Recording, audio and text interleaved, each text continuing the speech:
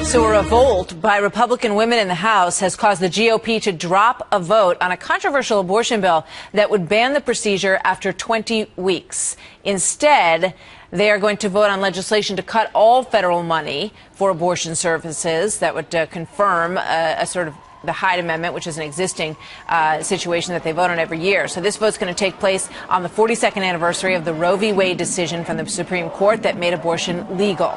South Dakota Congresswoman Kristi Noem is a member of the Ways and Means Committee, and she joins me today. Congresswoman, welcome. Very good to have you with us today. You, obviously, it's a big day in this issue. The March for Life is underway in Washington. This bill that would ban abortions after 20 weeks was supposed to be an early big success for those who are pro-life, correct?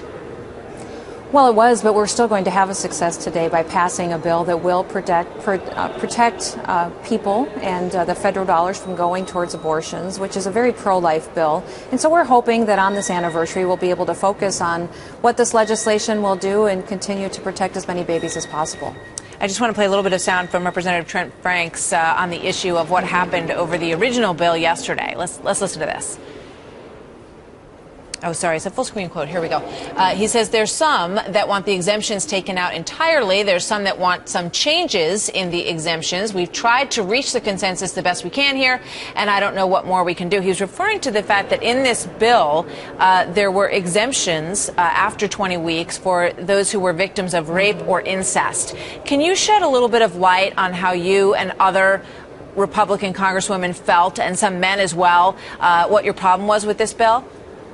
Well, I think there was a variety of opinions throughout the conference on some of the hang-ups we had with the legislative text of this bill, and we'll continue to work on that. At the end of the day, we just couldn't reach consensus of what the text really should say, and so it was more important that we have a bill we could be unified on, that focused on today as a day that we want to protect life, and then continue to work on that legislation so that when we bring it to the floor, we can have a success. All right, so you see this bill continuing, but the language with regard to rape and incest, what would you be satisfied with on that? Well, I think that we have some discussion ongoing as far as that goes. This bill did come to the floor last Congress, and it did pass with my support. We have some changes to legislative texts that have happened since then in the original bill.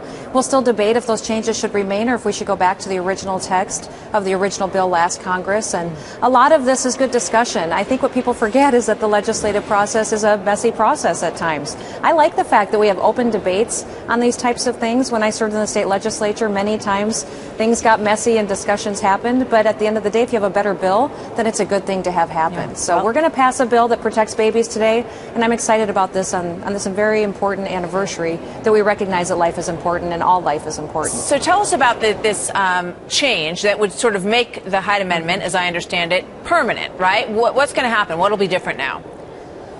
Well, the Hyde Amendment is something that we have always supported historically for the last several years, and it does allow some exceptions when people are facing getting an abortion. So the language that we have will certainly be part of that equation and continue forward in some of the legislation that we bring to the floor. All right, so we'll make it permanent that no federal dollars can go towards abortion, correct, if this passes? Absolutely. That is correct. And I think that's information that taxpayers and everybody who's signing up for these types of health care plans under the Affordable Care Act, they want to have that information and know if their dollars are going towards that or not. Thank you, Representative Noem. Good to have you with us today. Hope to see you again soon. Martha. Yes, we will. You bet.